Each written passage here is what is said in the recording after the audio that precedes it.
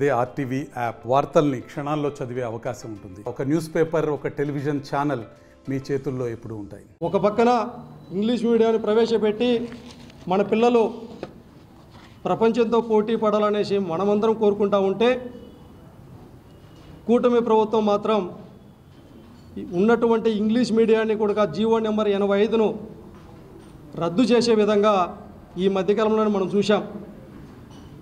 ప్రపంచ తెలుగు మహాసభల పేరుతో ఆ ఇంగ్లీష్ మీడియం జీవోని రద్దు చేసేటటువంటి కుట్రలు మన కళ్ళ ముందర మనం కూడా చూస్తున్నాం. ఈ మధ్యకాలంలో నేను అడుగుతూ ఉన్నాను, ఈ మధ్యకాలంలో దాదాపు ఈనాడు పత్రిక కావచ్చు, ఆంధ్రజ్యోతి పత్రిక కావచ్చు, చాలా పెద్ద పెద్ద హెడ్లైన్స్,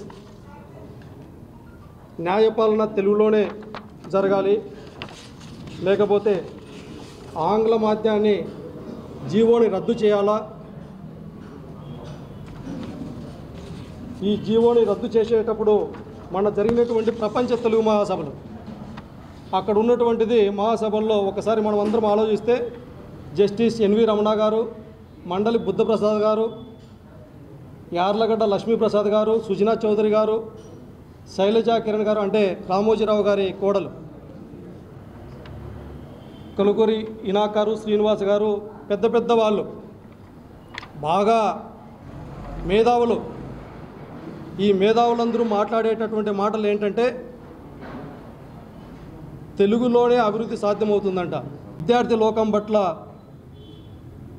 మీరు వహిస్తున్నటువంటి నిర్లక్ష్య వైఖరిని విడనాడాలి, విద్యార్థులకు అండగా ఉండాలి అనేసి ఈ నెల 5వ తారీఖున జరిగేటటువంటి కార్యక్రమానికి విజయవంతం చేసేందుకు వైఎస్ఆర్ కాంగ్రెస్ పార్టీకి యావత్తు ప్రజానీకం కావచ్చు, ప్రజా సంఘాలు కావచ్చు, విద్యార్థి విభాగాలలో కావచ్చు, ప్రతి ఒక్కరు కూడా మద్దతు తెలుపుతూ ఉన్నారు.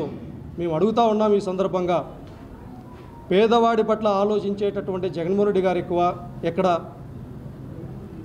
డబ్బున్నటువంటి వాడు మాత్రమే చదువుకోవాలనేటటువంటి ఆలోచించేటటువంటి చంద్రబాబు నాయుడు గారు ఎక్కడ అనేసి రాష్ట్రంలో ఉన్న ప్రజానీకం కూడా ఆలోచించి, కాబట్టే ఈ రాష్ట్రంలో ఉన్నటువంటి వివిధ ప్రజా సంఘాలు కావచ్చు, విద్యార్థి సంఘాల నాయకులు కావచ్చు, ప్రతి ఒక్కరికి పెద్ద మనసుతో ఆలోచించి ఈ రాష్ట్రంలో జరుగుతున్నటువంటి పరిస్థితులు ఏ విధంగా ఉన్నాయి, రాజకీయ ఆలోచనలు ఏ విధంగా ఉన్నాయని ఒకసారి ఆలోచించి మీరు వైఎస్ఆర్ కాంగ్రెస్ పార్టీ చేసేటటువంటి ప్రతి కార్యంలో పాల్గొని మద్దతు తెలపాల్సిందిగా, జరిగేటటువంటి కార్యక్రమాన్ని విజయవంతం చేయాల్సిందిగా ఈ సందర్భంగా తెలియజేస్తూ రిక్వెస్ట్ చేస్తూ ఉన్నాను.